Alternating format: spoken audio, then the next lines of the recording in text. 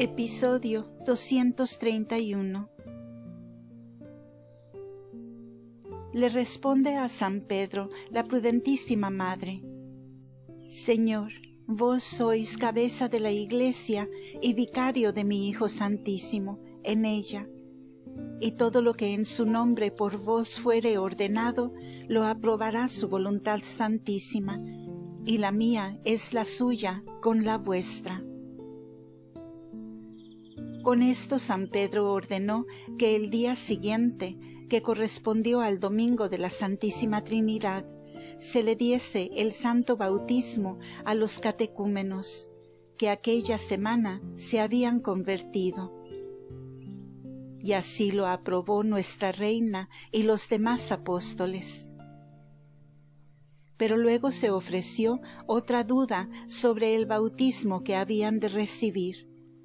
si sería el de San Juan Bautista o el de Cristo nuestro Salvador. A algunos de aquella congregación les parecía que se les diese el bautismo de San Juan Bautista, que era de penitencia, y que por esta puerta habían de entrar a la fe y justificación de las almas. Otros, por el contrario, dijeron que con el bautismo de Cristo y su muerte había expirado el bautismo de San Juan Bautista, que servía para prevenir los corazones que recibiesen al Redentor, y que el bautismo de su Majestad daba gracia para justificar y lavar todos los pecados a quien estaba dispuesto, y que era necesario introducirle luego en la Santa Iglesia. Este parecer aprobaron San Juan Evangelista y San Pedro, y le confirmó María Santísima, con que se estableció que luego se introdujese el bautismo de Cristo nuestro Señor, y con él fuesen bautizados aquellos nuevos convertidos, y los demás que viniesen a la Iglesia. Y en cuanto a la materia y forma de este bautismo, no hubo duda entre los apóstoles, porque todos convinieron que la materia había de ser agua natural y elemental, y la forma: yo te bautizo en el nombre del Padre y del Hijo y del Espíritu Santo, por haber sido esta materia y forma las que señaló el mismo Señor nuestro Salvador, y las practicó en los que dejó bautizados por su persona. Esta forma del bautismo se guarda siempre desde este día. Y cuando en los Hechos de los Apóstoles se dice que bautizaban en el nombre de Jesús, no se entiende esto de la forma, sino del autor del bautismo, que era Jesús, a diferencia del bautismo de San Juan Bautista. Y lo mismo era bautizar en el nombre de Jesús que con el bautismo de Jesús. Pero la forma era la que el mismo Señor dijo, expresando las tres personas de la Santísima Trinidad, como fundamento y principio de toda la fe y verdad católica. Con esta resolución acordaron los apóstoles que para el día siguiente se juntasen todos los catecúmenos en la casa del cenáculo para ser bautizados, y que los 72 discípulos tomasen a su cargo prevenirlos aquel día. Después de esto, la Gran Señora habló a toda aquella congregación y, habiéndoles pedido licencia, les dijo: Señores míos, el Redentor del mundo, mi Hijo y Dios verdadero, por el amor que tuvo a los hombres, ofreció al Eterno Padre el sacrificio de su sagrado cuerpo y sangre, consagrándose a sí mismo debajo las especies de pan y vino, en que determinó quedarse en la Santa Iglesia, para que en ella tengan sus hijos sacrificio y alimento de vida eterna, y prenda segurísima de la que esperan en los cielos. Por este sacrificio, que contiene los misterios de la vida y muerte del Hijo, se ha de aplacar el Padre, y en él y por él le dará la Iglesia las gracias y loores que como a Dios y bienhechor le debe. Y vosotros sois los sacerdotes y ministros a quien solos pertenecen el ofrecerle. Mi deseo es, si fuere vuestra voluntad, que deis principio a este incruento sacrificio y consagréis el cuerpo y sangre de mi Hijo Santísimo, para que agradezcamos el beneficio de su redención y de haber enviado al Espíritu Santo a la Iglesia, y para que recibiéndole los fieles comiencen a gozar este pan de vida y sus divinos efectos. Y de los que recibieren el bautismo podrán ser admitidos a la comunión del Sagrado Cuerpo aquellos que parecieren más capaces y estuvieren preparados, pues el bautismo es la primera disposición para recibirle.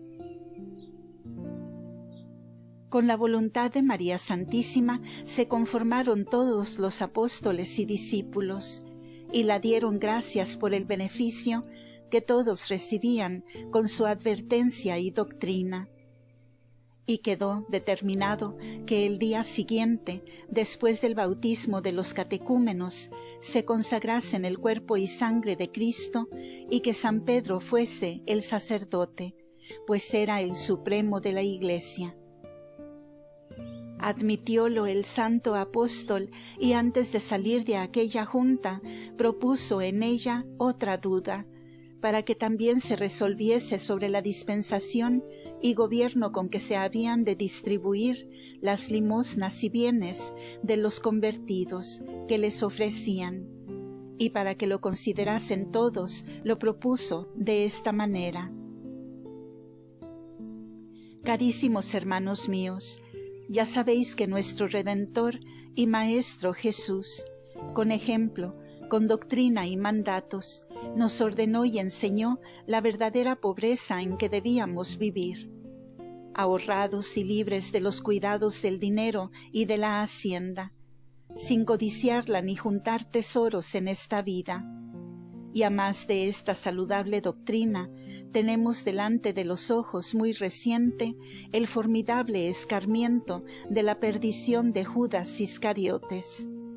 que también era apóstol como nosotros, y por su avaricia y codicia del dinero, infelizmente se perdió y cayó de la dignidad del apostolado, en el abismo de la maldad y condenación eterna. Este peligro tan tremendo hemos de alejar de nosotros,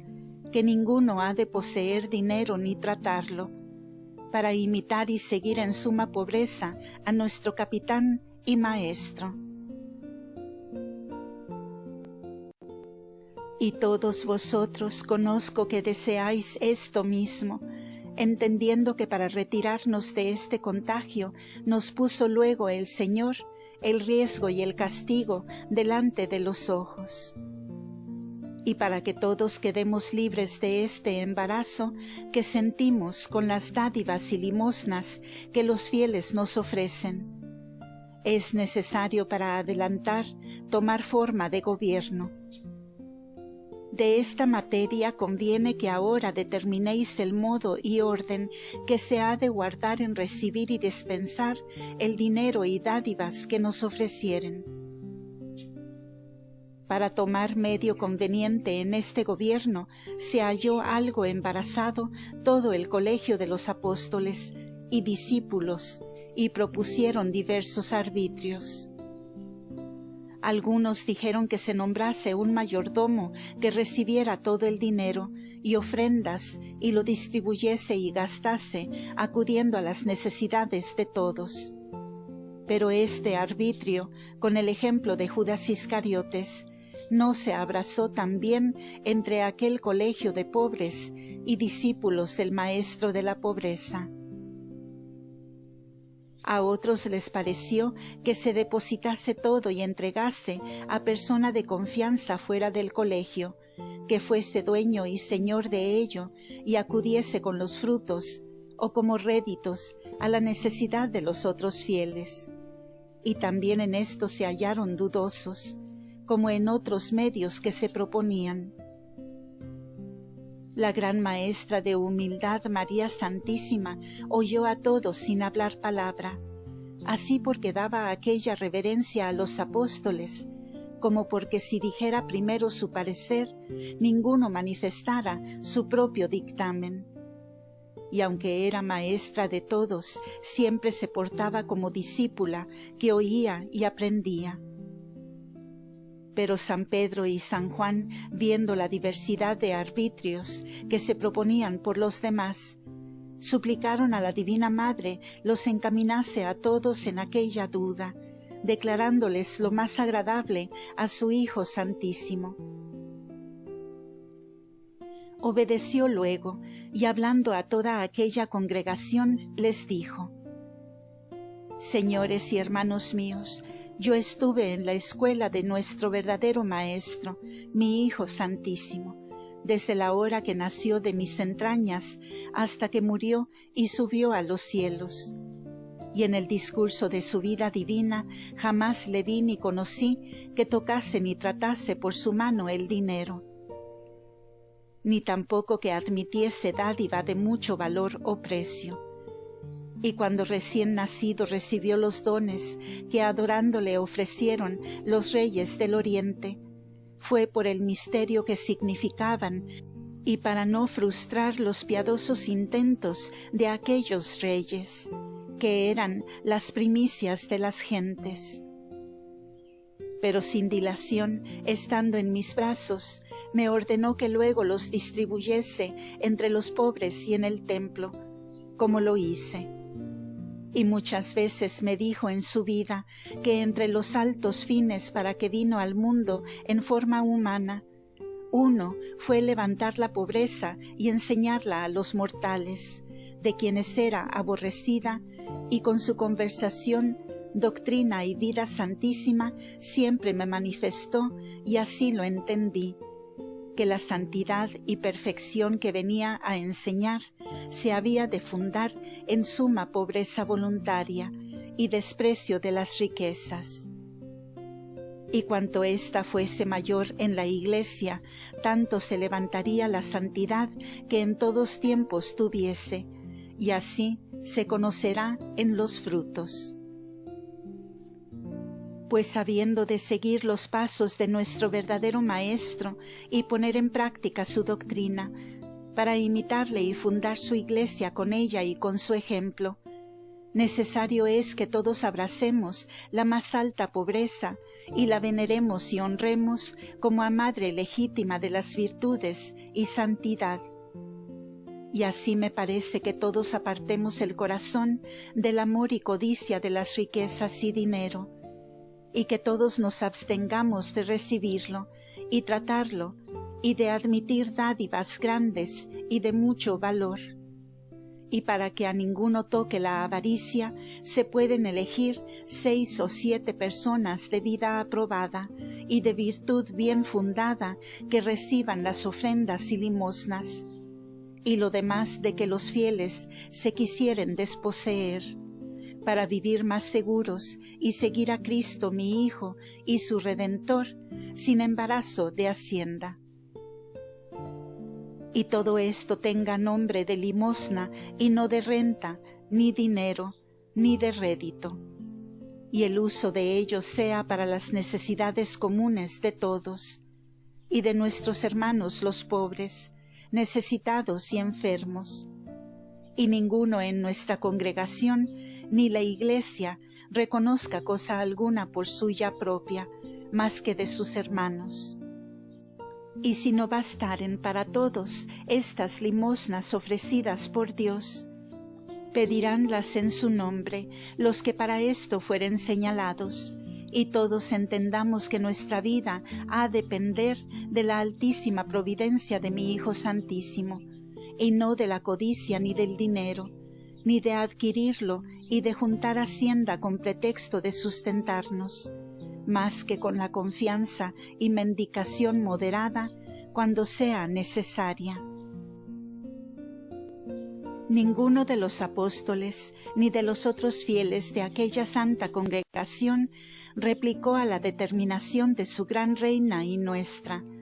sino todos abrazaron y admitieron su doctrina,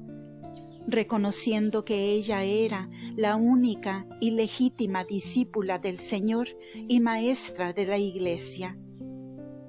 Y la prudentísima Madre, por disposición divina, no quiso fiar de ninguno de los apóstoles esta enseñanza,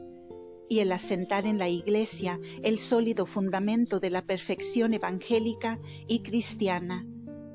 porque obra tan ardua pedía el magisterio y el ejemplo de Cristo y de su misma Madre. Ellos fueron los inventores y artífices de esta nobilísima pobreza, y los que primero la honraron y profesaron, y a los maestros siguieron los apóstoles y todos los hijos de la primitiva Iglesia, y perseveró este modo de pobreza por muchos años. Después, por la fragilidad humana y por la malicia del enemigo, no se conservó en todos y se vino a reducir la pobreza voluntaria a solo el estado eclesiástico. Y porque también la dificultó el tiempo o la imposibilitó, levantó Dios el estado de las religiones, donde con alguna diversidad de institutos se renovó y resucitó la pobreza primitiva en todo, o en la mayor parte, y así se conservará en la Iglesia hasta su fin,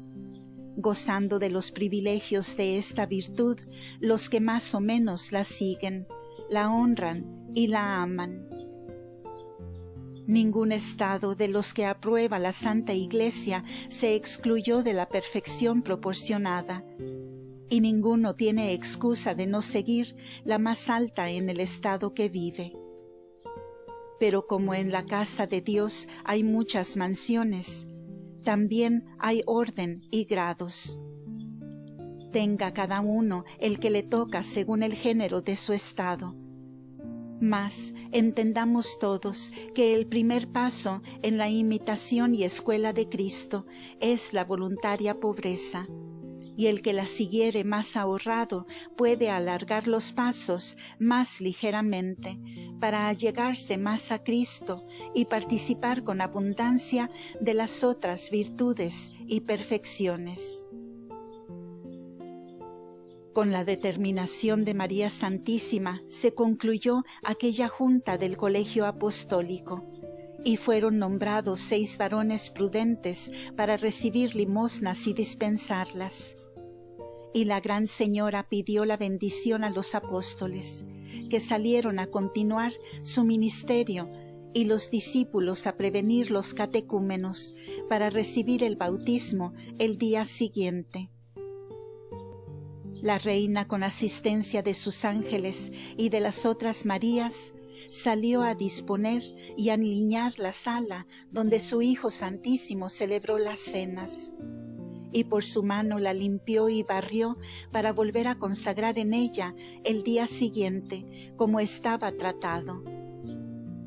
Pidió al dueño de la casa el mismo adorno que se puso el jueves de la cena, como dije en su lugar,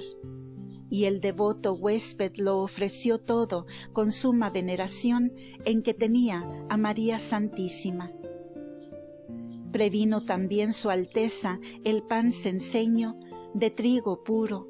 y vino de vid puro, necesario para la consagración, y también el mismo plato y cáliz en que había consagrado nuestro Salvador.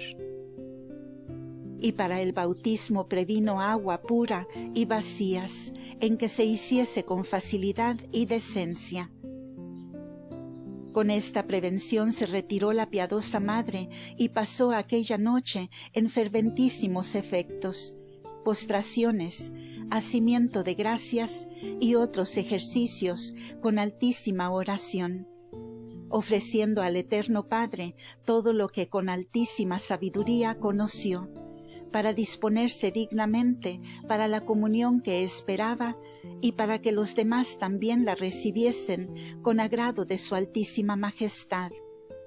y lo mismo pidió por los que habían de ser bautizados. Fin de este episodio. Continuará.